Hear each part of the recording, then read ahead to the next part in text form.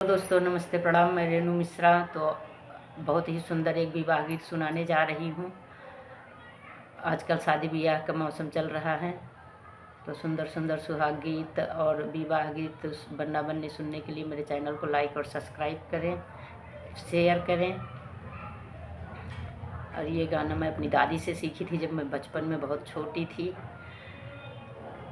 सोवत रहले मई माई के कोरवा, सपना देखे मुअज गुत जी के करे दुआरे माई बाजन बाजई के कर होई बियाह जी।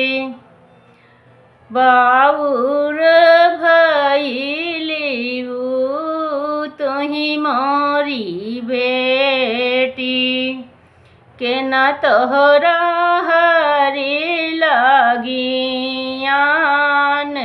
जी। हमरे दुआरे बेटी बाजन बाजई तोहराई होई बियाह जी।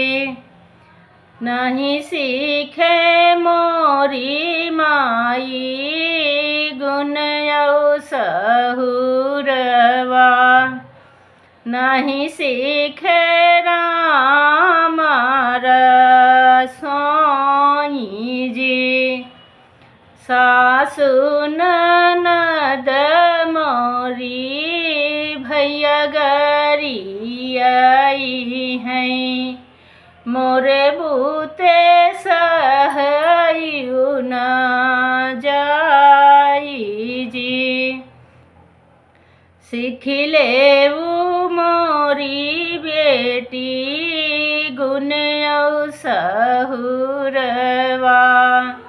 सीख लेऊ राम रसोई जी। सासु ननद तोहरा भैया गरियाई हैं, सुन ली चरा पसारी जी। सासु ननद तोहरा भैया गरियाई हैं, सुन ली चरा पसारी जी।